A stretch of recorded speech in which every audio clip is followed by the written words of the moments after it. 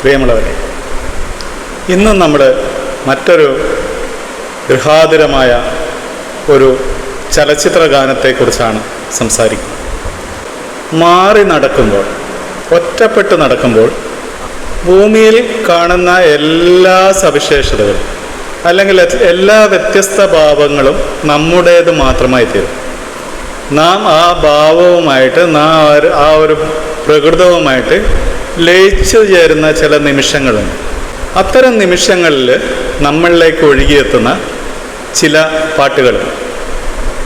അത്തരം പാട്ടുകളിലൊന്നാണ് ഗിരീഷ് പുത്തഞ്ചേരി എഴുതി Luis banks സംഗീതം നൽകിയ കനകമുന്തിരികൾ എന്ന ഗാനം.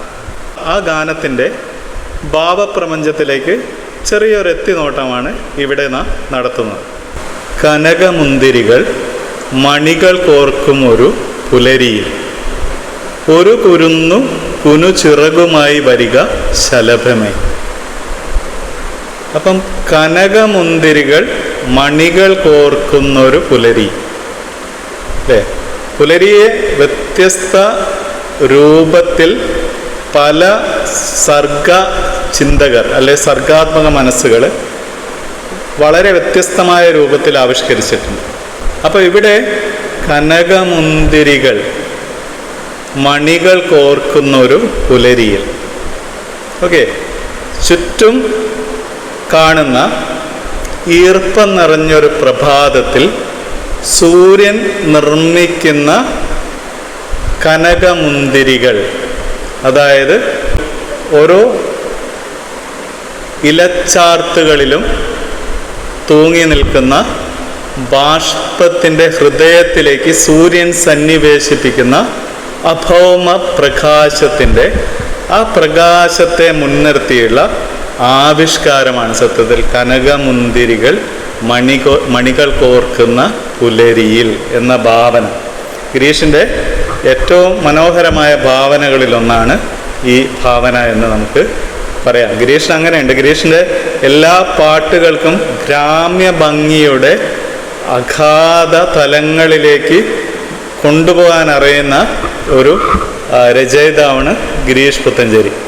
അപ്പോൾ ഈ വരികളിലും ഗിരീഷിൻ്റെ ആ ഒരു ഗിരീഷ് പുത്തഞ്ചേരി എന്നുള്ളത് ഒരു ഗ്രാമമാണ്. കൊയിലാണ്ടിയുടെ ഉള്ളിലുള്ള ഒരു വെറും ഗ്രാമപ്രദേശമാണ് പുത്തഞ്ചേരി. അപ്പം ഗിരീഷിന് ആ പുത്തഞ്ചേരിയുടെ മണ്ണിലുള്ള ഗിരീഷിൻ്റെ ഓർമ്മകളിൽ നിന്ന് ഗിരീഷ് കണ്ടെടുക്കുന്ന ഭാവനയാണ്, അല്ലെ കാൽപ്പനിക ബിംബങ്ങളാണ്. അപ്പം അങ്ങനെയുള്ള ഒരു പുലരിയിൽ ഒരു കുനു ചിറകുമായി വരിക ശലഭമേ. ഇവിടെയും എന്താണ്? കാത്തിരിക്കുകയാണ്.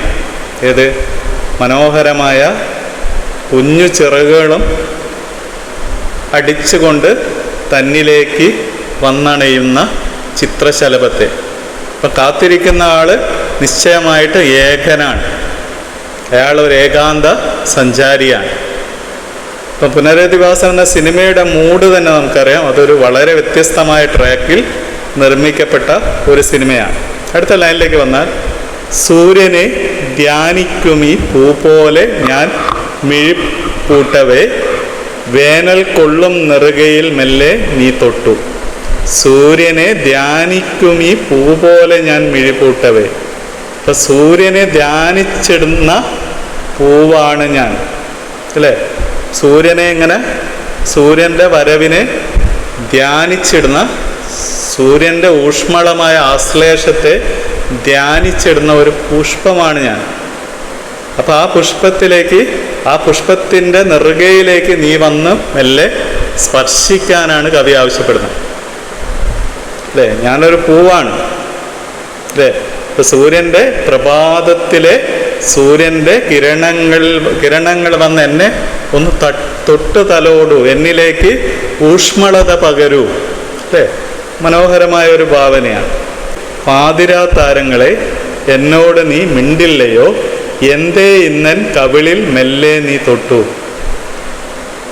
അപ്പം പ്രഭാതം കഴിഞ്ഞു, ഈ ഏകാന്ത സഞ്ചാരി രാത്രിയുടെ ഏകാന്തതമയം പോയി മറഞ്ഞു, രാത്രി വരവായി. ആ രാത്രിയുടെ നിശബ്ദതയിൽ തന്നിലുള്ള ഏകാന്തത ഒന്നുകൂടി വർദ്ധിക്കുന്ന ഘട്ടത്തിൽ അദ്ദേഹം മലർന്ന് പൂഴിമണലിലോ പാടത്തോ കിടക്കുന്ന സമയത്ത് അദ്ദേഹം കാണുന്ന ആകാശമാണ്. അപ്പം അദ്ദേഹത്തിന് സംവദിക്കാനുള്ള നക്ഷത്രങ്ങളോടാണ്. അപ്പോൾ ആ നക്ഷത്രങ്ങളോട്, താരകങ്ങളോട് അദ്ദേഹം പറയാണ്, നീ എന്നോട് മിണ്ടില്ലയോ, എന്തേ ഇന്നൻ കവിളിൽ മെല്ലെ നീ തൊട്ടു. അപ്പം നീ മിണ്ടില്ലയോ, പക്ഷെ നീ എന്നെ എന്ത് ചെയ്തു? നിലാവെളിച്ചം കൊണ്ട് നീ എൻ്റെ കവിളിൽ മെല്ലെ വന്നു തൊട്ടു. അല്ലേ? വളരെ വളരെ സിമ്പിളായിട്ടുള്ള രൂപകങ്ങൾ ഉപയോഗിച്ചുകൊണ്ട് ആർക്കും പരിചിതമായിട്ട് ആർക്കും അനുഭവിക്കാൻ കഴിയുന്ന പദങ്ങൾ, വളരെ ലളിതമായ പദങ്ങൾ ഉപയോഗിച്ച് ഗിരീഷ് സൃഷ്ടിക്കുന്ന ഒരു ഭാവപ്രപഞ്ചമുണ്ട്. ആ ഭാവപ്രപഞ്ചത്തിൽ പ്രഭാതത്തിൽ സായന്തനങ്ങളിൽ ഗിരീഷിൻ്റെ വരികളിൽ നാം ലയിച്ചിരുന്നു പോകും. അതാണ് ഗിരീഷിൻ്റെ രചനാതന്ത്രമെന്ന് നമുക്ക് പറയാം. ഓക്കെ.